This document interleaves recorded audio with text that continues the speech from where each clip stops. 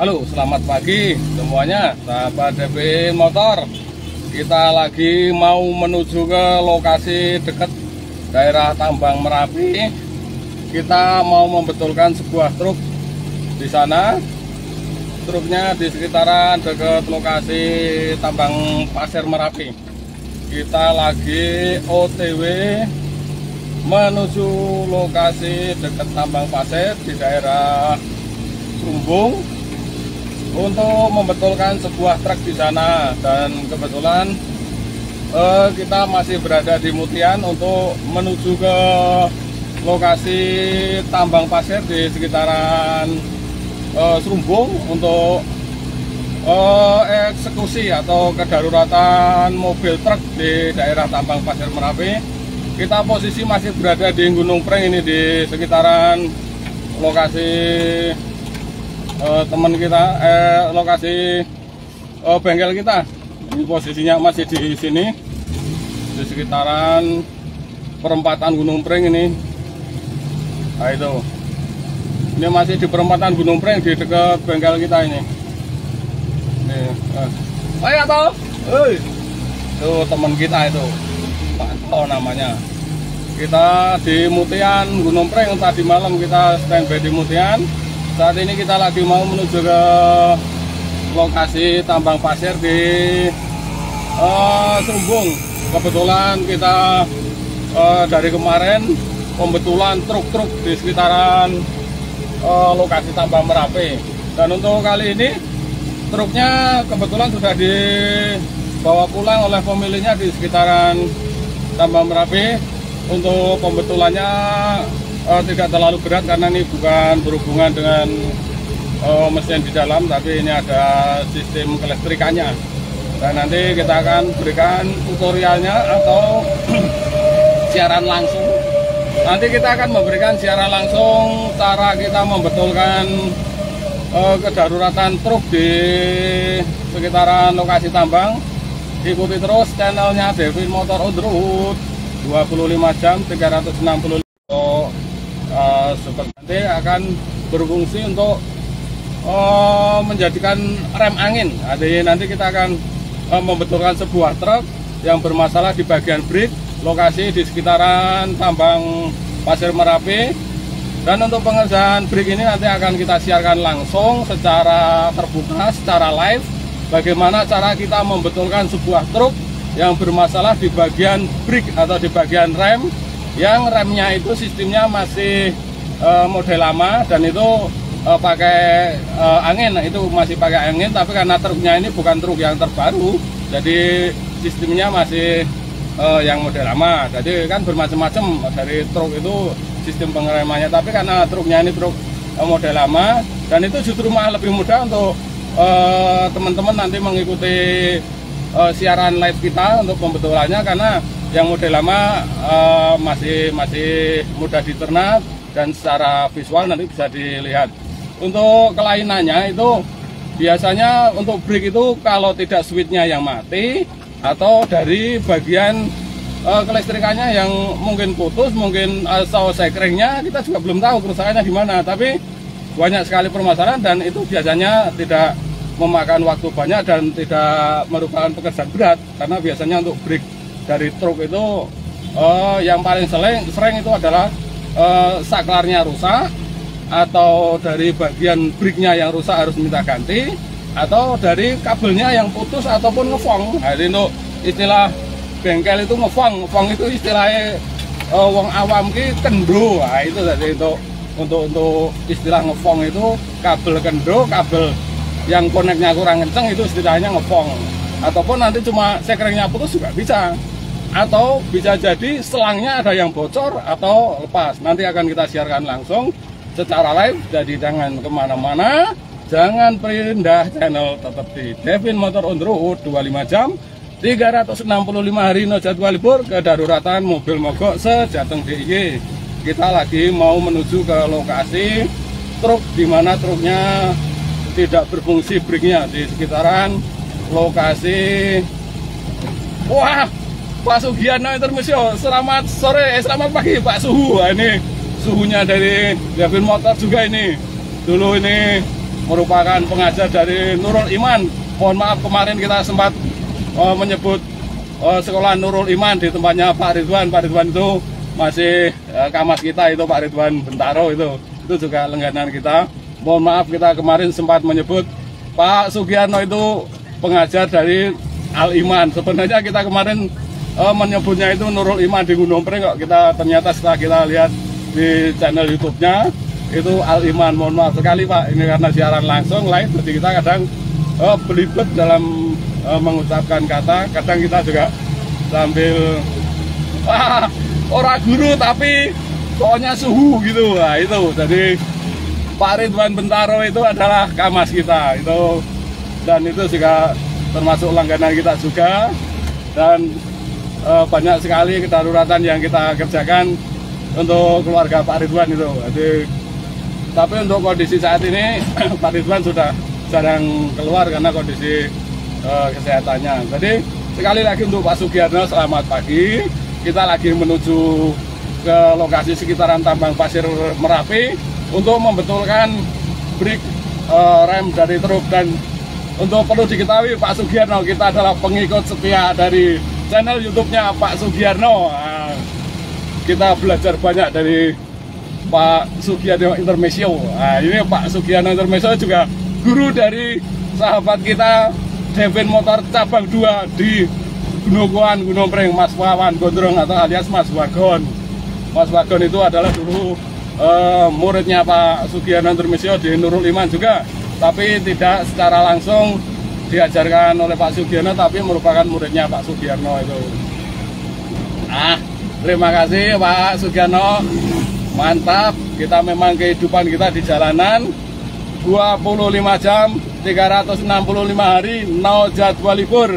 Hidup kita di jalanan, hidup kita di lokasi, dan semua aktivitas kita lakukan di dalam mobil ini. Semuanya kita lakukan. Pertanyaannya, kenapa kok sampai seperti itu totalitas itu? Jawabannya tuh Pak sepele Pak Sugiyarno. Kita memang tidak punya rumah. Rumah kita mobil ini, hidup kita di dalam mobil ini, dunia kita mobil ini. Karena memang kita tidak punya rumah, kita akui. Saya punya mobil ini, ya rumah ini. Jadi kehidupan kita di dalam mobil, tidur kita dalam mobil, masak kita dalam mobil, bekerja kita dalam mobil, semuanya kita dilakukan di mobil, dan itu sudah puluhan tahun. Ya jawabnya karena memang kita tidak punya rumah. Rumah kita ya mobil ini. Jadi untuk orang lain, siapapun untuk mengikuti seperti kita, itu tidak akan mungkin kuat dan tidak akan bisa, karena mereka punya rumah, punya istri, punya keluarga. Sementara saya tidak punya rumah, tidak punya istri. Jadi kalau mereka teman-teman yang ingin kehidupannya seperti Devin Motor, justru itu orang yang sudah normal mengikuti kehidupan Devin Motor jadi tidak normal. Nah, itu banyak sekali orang yang memberi statement bahwa Devin Motor itu orang yang negara normal, kehidupan di jalanan, semua dilakukan di jalanan. Tapi menurut banyak orang, kita punya rumah. Sebenarnya kita tidak punya rumah. Rumah yang kita tempati itu rumah adik kita. Jadi kita itu numpang di rumah adik kandung kita, karena adik kandung kita kebetulan juga single ataupun tidak punya istri. Jadi kita juga jadi satu di sana, dan itu adalah rumah orang tua kita, rumah peninggalan orang tua, tapi itu rumah adik kita. Dan saya di Bengkel Mutian itu rumahnya rumah adik saya, rumah adik kandung, bukan rumah saya. Kita di sana cuma numpang. Nah, itu jawaban yang saya berikan secara langsung. Saya tidak akan menutup-nutupi apapun dari kehidupan pribadi saya, karena kenapa? Lambat laun sampean semua juga akan tahu. Kalau saya nutup-nutupi, suatu saat terbongkar bahwa karena saya tidak punya rumah, saya tidak punya istri, suatu saat mungkin saya akan merasa seperti ternyata yang saya tutup-tutupi selama ini ternyata gagal. Daripada saya gagal menutup-nutupi semuanya, kemudian saya merasa malu. Saya lebih baik malu sekarang dengan mengatakan saya akui rumah ini, memang mobil ini, kenyataannya yaitu karena saya tidak punya rumah. Rumah saya yang mobil ini. Saya memang tidak punya rumah, saya akui. Saya tidak punya istri, saya akui, yaitu. Jadi mulai sekarang biarlah semua kehidupan pribadi saya diketahui publik. sebelum semua orang mengetahui yang sebenarnya, tapi saya belum siap. Lebih baik saya persiapan sampai saat ini, saya berikan informasi sejelasnya. Karena saya bisa hidup totalitas di dalam mobil bertahun-tahun, ya karena memang saya tidak punya rumah. Itu kenyataannya. Jadi apa yang kita lakukan selama ini seperti ini, totalitas benar-benar kehidupan kita di dalam mobil, itu bukan suatu hal yang kita inginkan. Itu semua terjadi mengalir begitu saja. Sesuatu yang tidak kita cita-citakan, sesuatu yang tidak kita harapkan, semua itu sebenarnya hanya semacam solusi untuk bertahan hidup. Bagaimana saya bisa masih bertahan hidup, sementara saya tidak punya rumah, saya tidak punya modal, saya tidak punya istri, tapi saya harus bisa tetap bekerja, tetap bertempat tinggal dengan jangkauan yang luas sejateng DIY. Tapi kita tidak punya modal. Itu yang kita lakukan sejak dulu. Kalau saya punya modal, punya tempat tinggal, punya bengkel di pinggir jalan yang besar, mungkin saya tidak akan kemana-mana di dalam mobil. Kita akan standby di bengkel itu, hidup layak seperti orang lain. Karena kita memang tidak bisa hidup layak seperti Anda semua yang punya rumah, yang punya istri, punya tempat untuk menetap. Jadi kita bisa dikatakan seperti keong, seperti bekicot, kemanapun kita pergi, rumah kita bawa. Dan saya akui, mobil ini adalah bantuan dari orang lain. Serupa pun kita tidak punya uang, serupiah pun kita tidak punya modal, tapi kita bisa memiliki mobil ini semua karena bantuan orang lain. Ini bantuan, murni bantuan orang lain, dengan cara mobil ini boleh digunakan sampai kapanpun dengan cara mencicil atau mengangsur 1 hari 50.000 tanpa uang muka, tanpa denda bila terlambat bayar, dan tanpa pakai bunga, tanpa denda, tanpa uang muka. Jadi itu yang benar-benar merupakan pertolongan dari Allah yang tidak kita ketahui sebelumnya, dan orangnya juga sebelumnya tidak pernah kenal dengan kita, belum pernah ketemu, dan kita juga belum pernah berhubungan sebelumnya dengan orang ini. Tapi dengan ikhlas ridhonya mereka memberikan mobil ini secara cuma-cuma pada awalnya, silakan dipakai dulu. Setelah punya uang, kita berusaha mengangsur 1 hari 50.000, berarti 1 minggu 350.000. Ya, jadi kita dalam 1 bulan kita mengangsur 350.000. Jadi itu yang terjadi dengan rumah ini atau bengkel ini. Dulu kita sebelum ini menggunakan mobil carry. Kehidupan kita juga sama persis seperti ini. Mobilnya kita buka joknya untuk aktivitas 25 jam di dalam mobil, masak juga dalam mobil, semuanya dalam mobil. Tapi karena permasalahan-permasalahan yang semakin parah diterjang dengan corona itu, semakin parah lagi kehidupan kita, maka mobil-mobil juga akhirnya terjual. Untuk yang masih tersisa, rata-rata kendaraannya sudah hancur total karena tidak kuat untuk dibawa ke lokasi. Karena untuk semua kendaraan yang kita pakai ke lokasi yang pakai motor, jumlahnya motornya itu dulu sampai sudah berapa ya, kalau tidak keliru 5 lah, itu 5-5-nya sudah hancur, sudah kita jual rosokan. Hampir semuanya yang kita pakai itu kendaraannya sudah hancur-hancuran, menjualnya ya secara kiloan. Jadi untuk semua kendaraan yang kita pakai sudah tidak kuat karena lokasi jangkauan kita hampir rata-rata di atas gunung, di puncak-puncak gunung, dan di pinggiran hutan. Nanti kita akan selalu memberikan informasi awal mula kita sampai berada di jalanan totalitas seperti ini, ya semuanya itu sebenarnya tanpa direncanakan, tanpa diinginkan, dan saya pun tidak akan pernah punya cita-cita hidup di jalanan, mencari makan di jalan seperti ini. Karena semuanya memang terjadi secara mengalir dan secara spontan juga, yang pada intinya adalah ini adalah satu-satunya cara saya untuk bertahan hidup, untuk satu-satunya cara punya bengkel, tapi saya tidak punya modal, saya tidak punya tempat tinggal, dan saya juga tidak punya pasangan hidup lah, itu nah. Ya, seperti itu. Jadi untuk memberikan penyemangat hidup karena pasangan hidup, kebetulan kita juga sudah puluhan tahun tidak punya, tapi untuk anak alhamdulillah kita masih punya, dan kita kontrakkan di satu lokasi di tempat yang kita jadikan base camp di Jalan Purworejo. Karena untuk anak-anak kita tidak mungkin kita ajak hidup di dalam mobil seperti ini, dan mereka juga punya kewajiban sekolah, dan yang besar punya kewajiban bantu sekolahan. Jadi intinya yang besar sudah bekerja lah. Nah, ini kita mau memberikan sedikit informasi. Ini dulu pernah kita jadikan tempat bengkel kita. Dulu kita pernah di sini ngontrak di sini, bengkel di sini. Bukannya juga sama 25 jam 365 hari.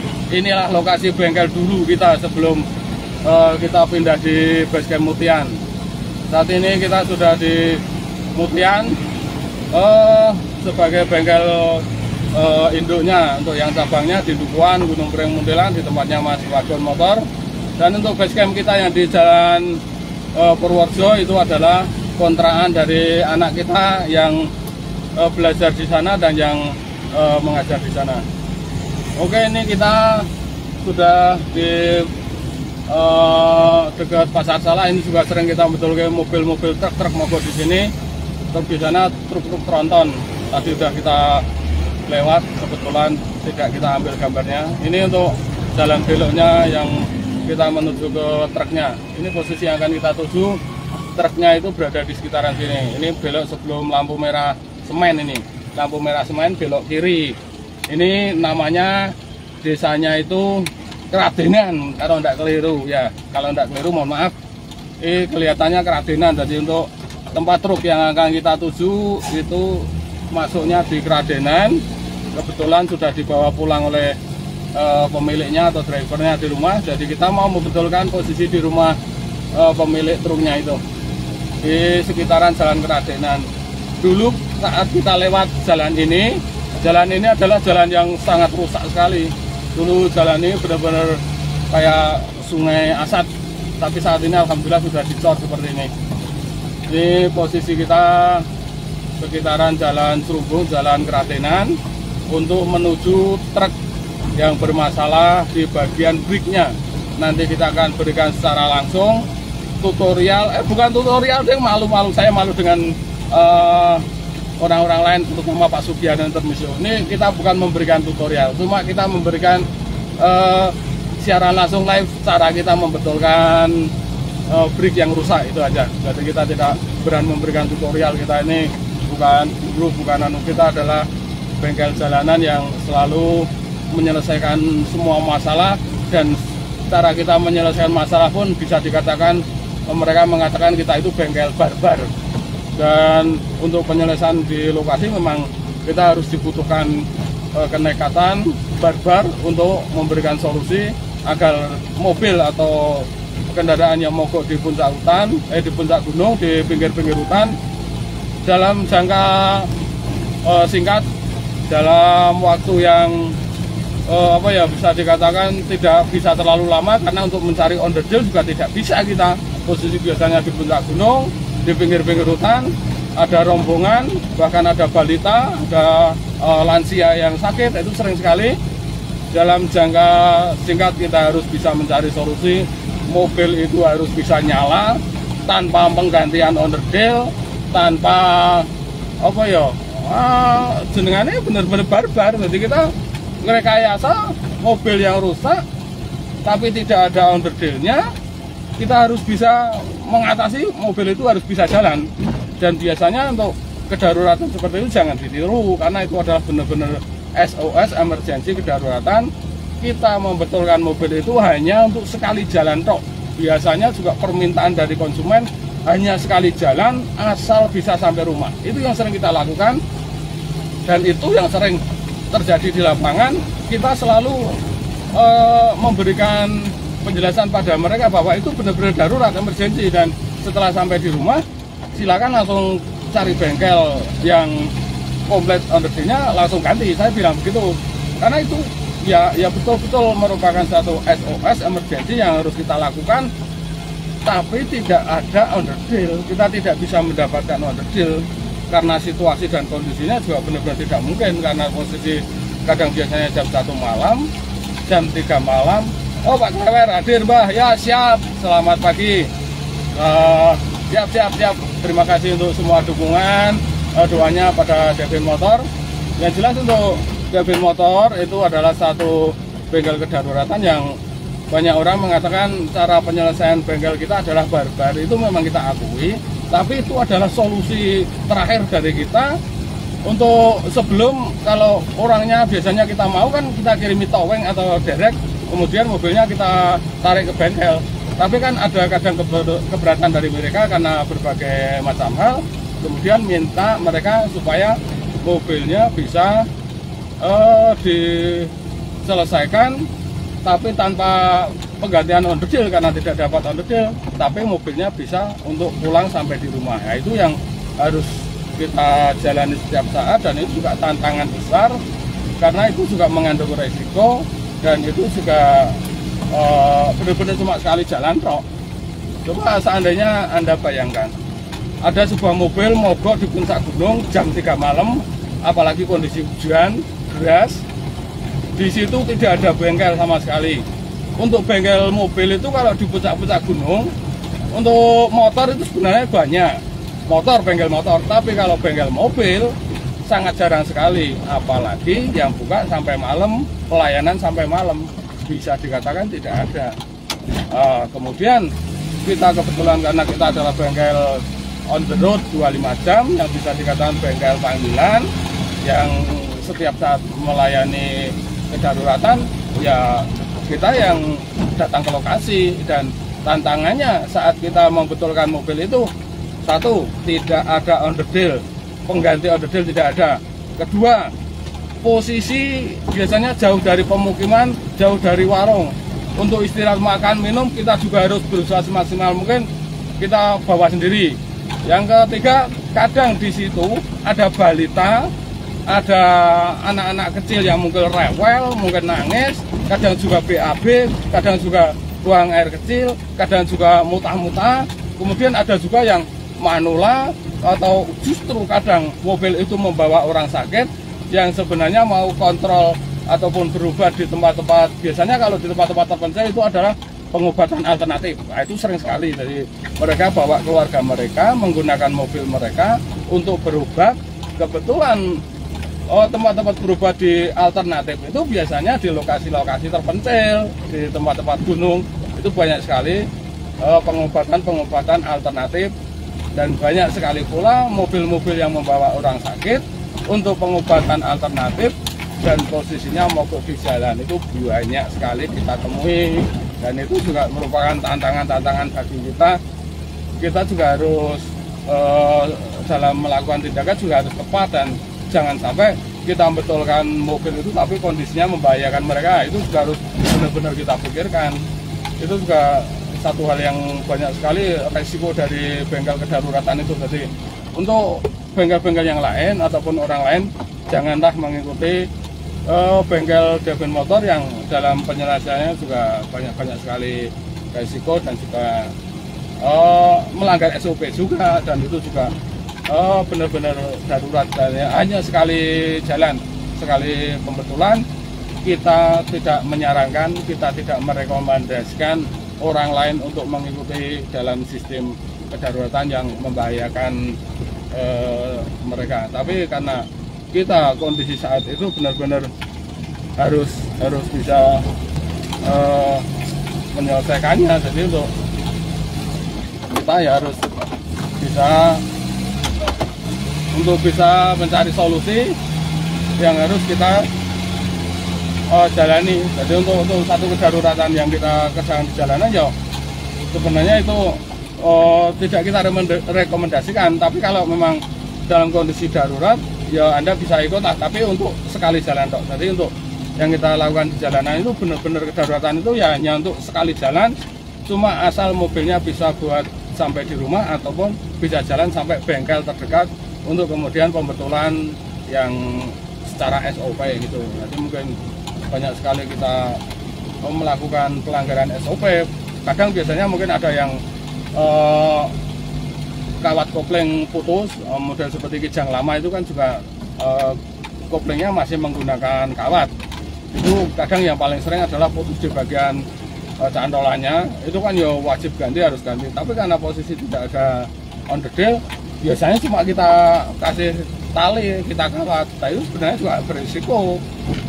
Nah, itu yang selalu kita lakukan di jalan saat kita tidak bisa mendapatkan on the deal karena jam 3 malam, jam 1 dini hari, ya itu yang jelas pada waktu-waktu jam segitu, apalagi kondisi mobilnya mogoknya juga di puncak gunung atau di pinggir hutan, itu kan sering sekali membetulkan mobil mogok terus posisinya di pinggir hutan, malam itu tidak mungkin jadi, kita juga nginepnya di situ. Yang paling sering adalah truk-truk ekspedisi itu yang pengerjaannya berat, jadi untuk pengerjaan di lokasi, ya kita juga harus ikut nginep di lokasi, dan kita juga hidupnya di lokasi, masaknya juga di lokasi, dan kebetulan masak kita di mobil itu ternyata juga bermanfaat sekali bagi para driver-driver yang mobilnya rusak di jalanan, karena kebetulan kita bisa masak sendiri di lokasi pinggir hutan itu. Saat kita masak bisa kita nikmati berdua dengan para driver truk-truk itu,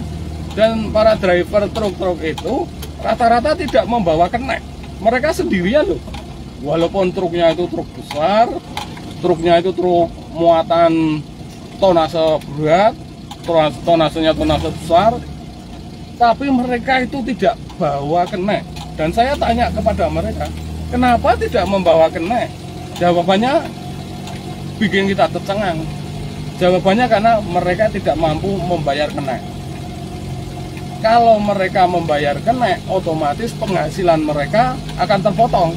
Itu jawaban dari mereka, karena sistem dari para driver itu sistemnya seperti borong ataupun seperti ya satu paket sudah dipastikan mendapatkan uang segini gitu. Jadi kalau seandainya bawa kenek, yang wajib bayari juga drivernya. Jadi setelah dalam perjalanan kemudian bawa kenek, otomatis kenek itu tanggungan dari driver, termasuk dari makan, terus kemudian dari pembayarannya itu juga tanggungan dari driver. Jadi kita juga dulunya kita tidak tahu, dan sampai kita itu sempat memarahi sopir itu loh, mosok bawa truk sebesar itu kok enggak bawa kenek. Saya sampai bilang gitu, mbok yo bawa kenek kan bisa bantu-bantu saat kedaruratan di jalan, saya sampai gitu.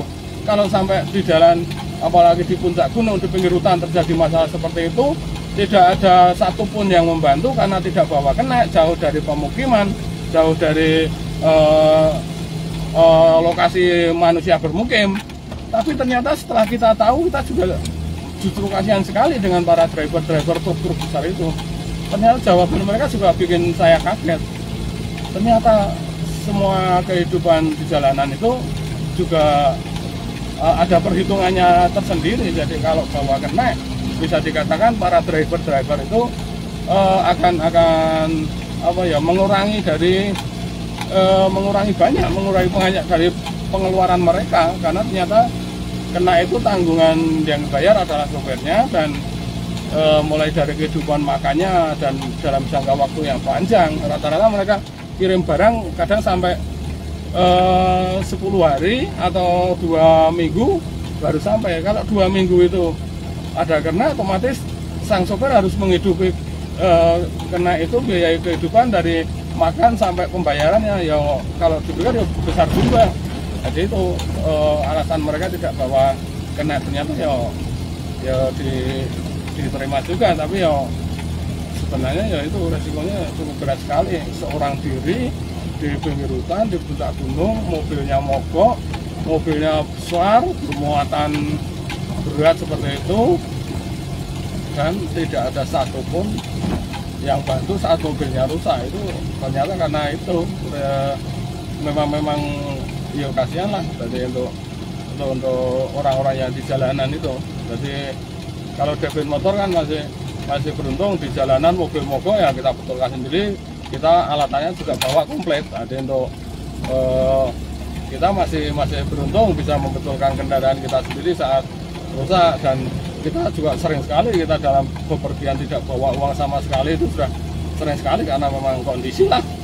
Kita pergi berkilo-kilometer, bahkan ratusan kilometer, kita nekat asal ada bensinnya, tidak bawa uang serupiah pun ya biasa itu bagi kita. Posisi tengah malam, dini hari, kita posisi kebetulan sebenarnya tidak pegang uang sama sekali, tapi begitu ada panggilan kedaruratan ya justru itu ada harapan kita untuk mendapatkan uang. Walaupun kita tidak pegang uang serupiah pun, jam 3 malam, jam 1 malam, kita bawa mobil keluar, asal bensinnya ada ya nekat aja, kita langsung keluar. Walaupun kadang di jalanan kok habisan bensin, biasa, itulah kehidupan mobil motor di jalanan. Sering sekali kita kehabisan bensin di jalan karena kondisi keuangan, kondisi apapun yang kita jalani, dan itu sudah merupakan kebiasaan dari Devin Motor saat posisinya di jalanan. Ini kita sudah sampai posisinya di sekitaran rumahnya pemilik truk. Biasanya truknya ditaruh di luar, sekarang tidak ada. Nih kita lihat dulu, kita ke rumahnya dulu. Oh ini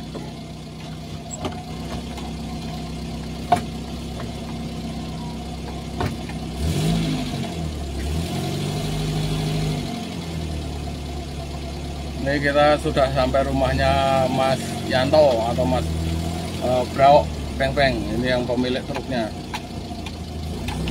Nah, mobilnya mungkin masih di lokasi, kok kita kurang tahu. Rumahnya ini adalah rumahnya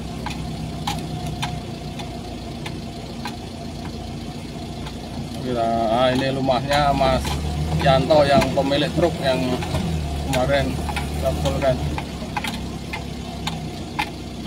Mas Yanto tuh di. Oh, nah truknya teng lokasi napa truknya? Oh, Suksen. Oh, oke. Oke. Kalau tak teng pinggir dalan ya. Truknya teng Suksen, Mbak. Oh, teng mbek pundi? Oke. Oh, nak teng Suksen atau pinggir kita padosane wae ngono. Oke. Ternyata truknya berada di Suksen. Di Suksen truknya. Kita sudah sampai di tempatnya pemilik mobil truk yang rusak. Tapi posisinya ternyata truknya tidak di lokasi tambang yang sini, ternyata berada di mungkin di semacam depo kecil.